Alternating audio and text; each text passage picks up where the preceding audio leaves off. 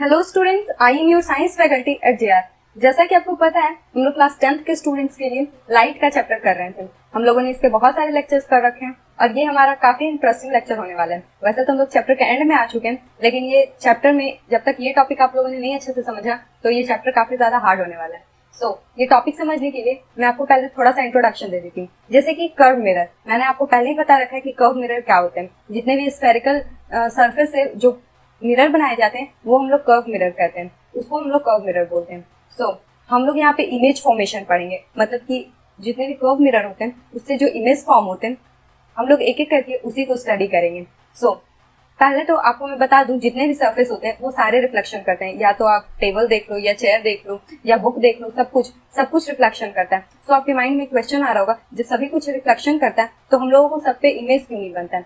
इसका आंसर मैंने आपको पहले के वीडियो में दे रखा है कि हर जगह पे रिफ्लेक्शन तो होता है, लेकिन वो रेगुलर नहीं होता है, वो डिफ्यूज रिफ्लेक्शन होता है, जिसकी वजह से हम लोग के आसपास जितनी भी चीजें हैं वो इमेज नहीं बनाती, क्योंकि उनका सरफेस जब रिफ्लेक्शन होता है तो वो जब यहाँ पे पड़ता है तो सरफेस स्मूथ नहीं होता है। जैसे कि आप लोगों ने टाइल्स और मार्बल्स देख रखा, वो काफी ज्यादा स्मूथ होता है। जब वहां पर अगर आप कहीं गमले को देख रखे होंगे जो टाइल्स पे रखा होता है तो गमले का इमेज टाइल्स पे बन जाता है। तो इसी की वजह से हम लोग कह सकते हैं कि हमारे अराउंड जितनी भी चीजें हैं वो सब कुछ रिफ्लेक्शन करती है, लेकिन हम लोग के पास एक सरफेस होना चाहिए, एक मीडियम होना चाहिए उस रिफ्लेक्शन को देखने के लिए। और ये जो हमारा मिरर होता है वो काफी ज्यादा सॉफ्ट सरफेस होता है, जिसकी वजह से हम लोग रिफ्लेक्शन को होते हुए देख पाते हैं। नाउ ये हमारा इंट्रोडक्शन था और इसी के साथ मैं इस क्लास को स्टार्ट करना चाहती हूँ।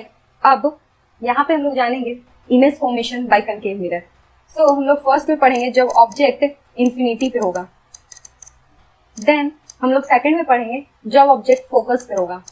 मैं ये दोनों एक साथ इसलिए लिख रही हूँ क्योंकि ये दोनों एक दूसरे का वाइस वर्सा प्रोसेस है। मैं जब डायग्राम बनाऊंगी तो आपको वहां पर मैं बताऊंगी। नाउ हम लोग यहाँ पर थर्ड में जो इमेज फॉर्मेशन देखेंगे जब ऑब्जेक्ट बियॉन्ड सी, मतलब सेंटर ऑफ कर्वेचर। मैं सेंटर ऑफ कर्वेचर को ही सी लिख रही हूँ।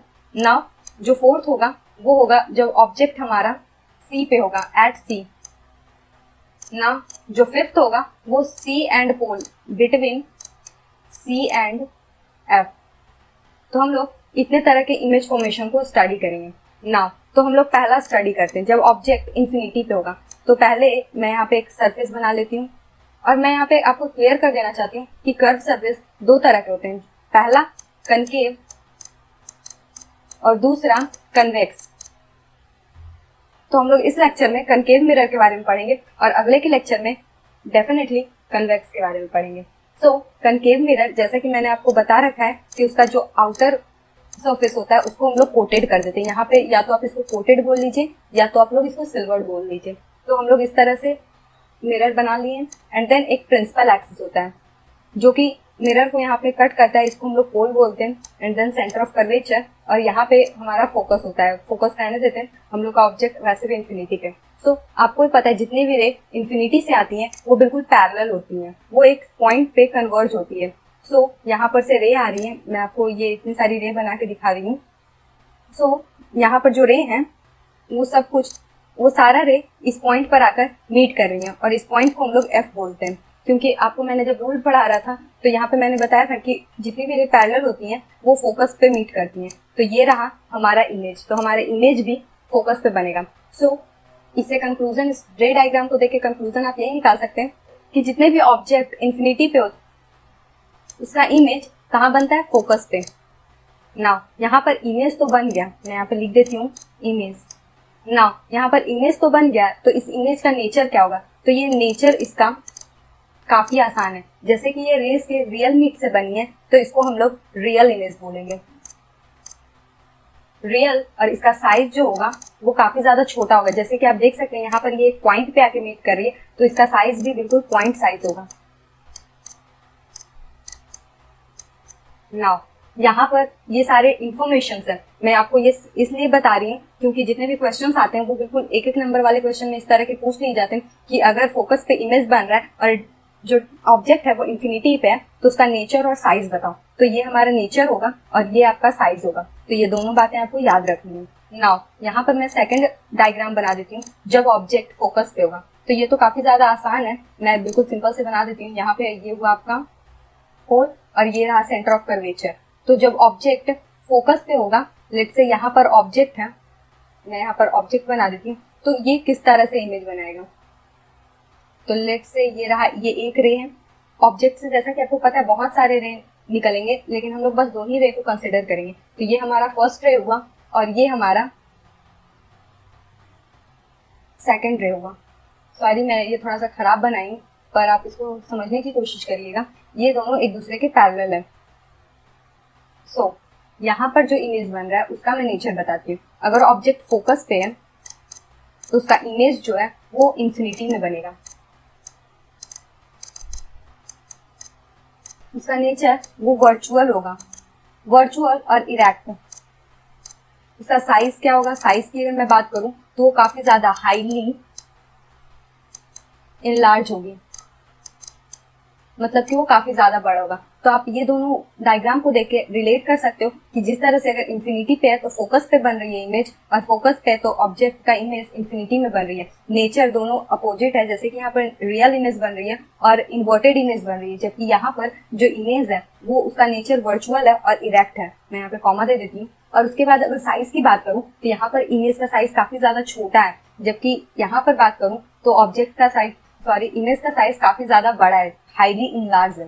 सो तीसरा डायग्राम आपको बियॉन्ड सी बनाना है, मतलब कि एक डायग्राम बनाइए जिसमें कि ऑब्जेक्ट आपका सी के पीछे हो। मैं ये पहले तो डायग्राम बना लेती हूँ आपके लिए। सो यहाँ पर हमारा सेंटर ऑफ कर्वेचर है, तो लेट्स से ऑब्जेक्ट हमारा यहाँ पर है। सो नाउ अब कैसा इमेज बनेगा, तो अगर हमारा जो ऑब्जेक्ट है उसका एक रे यहाँ पर फॉल करेगा, वो बिल्कुल यहाँ से ऐसे बेंड कर जाएगा रिफ्लेक्शन के बाद।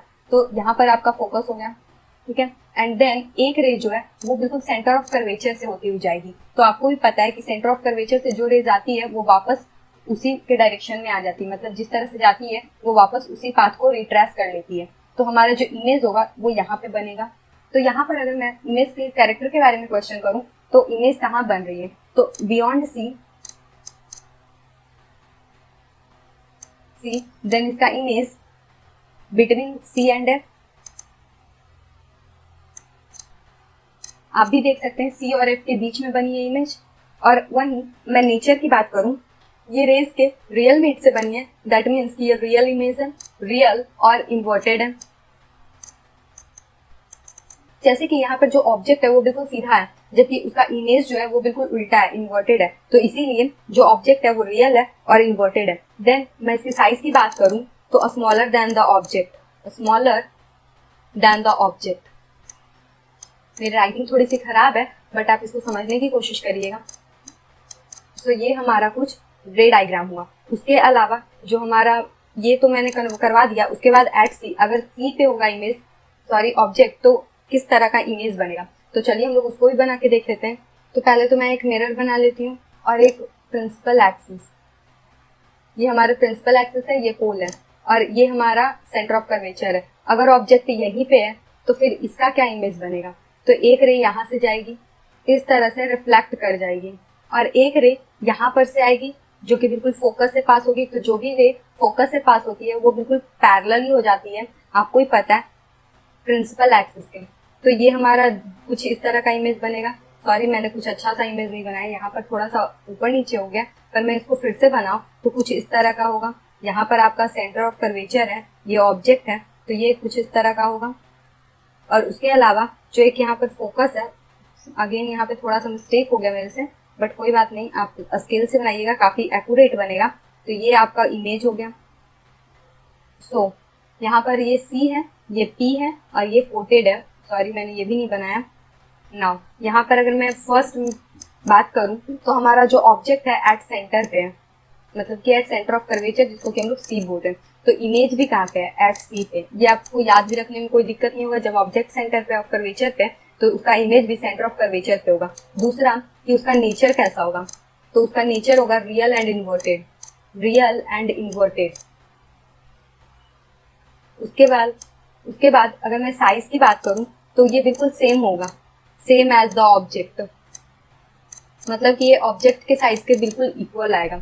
तो यहाँ पर जैसे कि आप देख सकते हैं, अगर मैं ये ए डैश है, सॉरी ये ए है और ये ए डैश है, तो ए और ए डैश, ए बिल्कुल एक्यूरेट इक्वल है ए डैश के। नाउ आई होप आपका ये भी डायग्राम क्लियर हो चुका होगा। And then we have last one, that is between C and F. अगर मैं इसकी बात करूं तो यहाँ पर मैं डायग्राम पहले बना देती हूँ। लेट्स से ये आपका एक मिरर है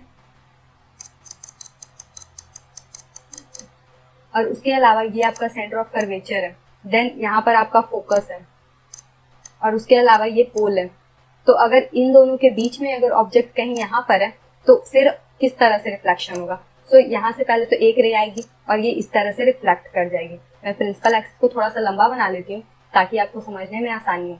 एंड देन एक रे हमारा सेंटर ऑफ कर्वेचर से पास होगा। तो आपको ही पता है कि सेंटर ऑफ कर्वेचर से जब कोई रे पास होता है तो वो अपने पाथ को रिट्रेस करता है। तो ये हमारा कुछ रे हो गया और ये हमारा जो रे है वो जिस तरह से जाएगा उसी पाथ को रिट्रेस कर जाएगा। देन हमारा जो रे डायग्राम होगा कुछ इस तरह का होगा। क्योंकि दोनों रे कहीं पे मीट नहीं कर रही है तो हम लोग को यहाँ पर इसको एक्सटेंड करना पड़ेगा। तो हमारा इमेज कुछ यहाँ पर बनेगा। तो ये हमारा इमेज हो गया। लेट्स से अगर ये इमेज बी है तो ये हमारा इमेज बी डैश है। सो यहाँ पर इस केस में अगर मैं यहाँ पर केस नंबर 5 की बात करूं तो यहाँ पर ऑब्जेक्ट जो है वो कहाँ पर है, बिटवीन F एंड P। तो इसका इमेज कहाँ बन रहा है, बिहाइंड द मिरर, मतलब कि ये मिरर के पीछे बन रहा है। एंड देन इसका नेचर ये आप भी बता सकते हो। इसका नेचर ये बिल्कुल रेस के वर्चुअल मीट करने से बना है तो ये वर्चुअल इमेज हो गया। वर्चुअल और आपको ही पता है ये बिल्कुल इरेक्ट है तो इसलिए वर्चुअल और इरेक्ट हो गया। नाउ इसका साइज, अगर मैं ऑब्जेक्ट की बात करूं तो ऑब्जेक्ट का साइज छोटा है एंड वहीं इमेज को देख लिया जाए तो इमेज का साइज काफी ज्यादा बड़ा है तो इसको हम लोग इनलार्ज बोलते हैं। मतलब कि ये काफी ज्यादा बड़ा है ऑब्जेक्ट से as compare to object. So I hope आपको ये पांचों रे डायग्राम समझ आ गए होंगे। ये आपको अपने माइंड में रखना है और ये पांचों डायग्राम आपको अक्सर एग्जाम में पूछे जाएंगे और आप इसको 2-3 बार खुद से प्रैक्टिस कीजिएगा तो डेफिनेटली आपको ये खुद से भी बनाना आ जाएगा। सो ये हमारा कनकेव मिरर का जितना भी रे डायग्राम था मैंने वो आपको बता दिया और अब वही मैं इसका यूजेस भी बता देती हूँ। जैसे कि आपको पता है कि हम लोगों ने अभी तक इतनी सारी स्टडी कर ली है कि ये बता सके कि हम लोग कौन से मिरर का यूज कहाँ कर सकते हैं। Uses of concave mirror. Now अब हम लोग अप्लाइड साइंस की तरफ पढ़ रहे हैं। नाउ ये जो है हम लोग ये पार्ट अप्लाइड साइंस में यूज करते हैं। जैसे कि हमारा जो साइंस होता है वो मेनली 2 तरह का होता है। जो साइंस होता है मैं यहाँ पे बता देती हूँ थोड़ा सा। साइंस होता है वो मेनली 2 ब्रॉडली डिवाइडेड है। पहला तो वो प्योर साइंस और दूसरा applied science. Now pure science क्या होता है, अगर आपको पता है साइंस जो है फर्दर फिजिक्स, केमिस्ट्री, बायोलॉजी में डिवाइड है, लेकिन वो सारे जितने भी डिवीजन है वो भी इस तरह से होंगे। जैसे कि अभी आप फिजिक्स पढ़ रहे हो तो यहाँ पर प्योर फिजिक्स हो जाएगा एंड अप्लाइड फिजिक्स। जैसे कि ये जितने सारे कॉन्सेप्ट थे कि इस तरह से होता है या फिर क्या होता है, जितने भी आप नेचर के लॉस को पढ़ोगे तो वो सारे प्योर साइंस की तरफ आ जाएंगे। और वहीं उन लॉस को आप यूज करते हो अगर किसी इक्विपमेंट में या फिर उसको अप्लाई करते हो तो वो हमारा अप्लाइड साइंस में आएगा। जितने भी हमारे साइंटिस्ट होते हैं वो प्योर साइंस के फील्ड को स्टडी करते हैं एंड जितने भी हमारे इंजीनियर्स होते हैं वो अप्लाइड साइंस की तरफ वर्क करते हैं। जैसे कि आप लोग फर्दर जब आगे कॉलेज में जाओगे तो बहुत सारे स्टूडेंट आईआईटी करेंगे, बीटेक करेंगे। तो बीटेक में जितने भी कोर्स होते हैं वो इंजीनियरिंग के होते हैं। तो इसका मतलब वो अप्लाइड साइंस की तरफ अपना कंट्रीब्यूशन देंगे। लेकिन जितने भी रिसर्च के फील्ड में जाएंगे वो अपना कंट्रीब्यूशन प्योर साइंस के फील्ड में देंगे। नाउ आई होप आपको ये सारी चीज समझ आ गई होंगी। सो ये सारे लॉज जो थे जितने भी हम लोगों ने पढ़े, जितने भी कॉन्सेप्चुअल चीजें थी वो हम लोग प्योर साइंस के अंडर पढ़ते हैं। अब उसी कॉन्सेप्ट को हम लोग यूज करते हैं बहुत सारे इक्विपमेंट में। जैसे कि जितने भी टॉर्च होते हैं, जितने भी सर्च लाइट होते हैं और जितने भी हेडलाइट्स होते हैं, उन सभी में हम लोग कनकेव मिरर का यूज करते हैं। अब आप लोग पूछोगे कि ऐसा हम लोग क्यों करते हैं। तो जैसा कि अगर ये कनकेव मिरर है तो उसके फोकस पे अगर हम लोग बल्ब को लगा दें तो वो लाइट को काफी दूर तक रिफ्लेक्ट कर पाएगी। यहाँ पे जितनी भी रे हैं आफ्टर रिफ्लेक्शन पैरेलल हो गई है, जिसकी वजह से आपको काफी दूर तक, क्योंकि आपको ही पता है पैरेलल रेज जो होती हैं वो काफी दूर तक ट्रेवल करती हैं, तो जिसकी वजह से हम लोग इसका यूज इन सारी चीजों में करते हैं। दूसरा, जो डेंटिस्ट होते हैं वो अपने जो मिरर उन लोग के पास होता है उसमें यूज करते हैं।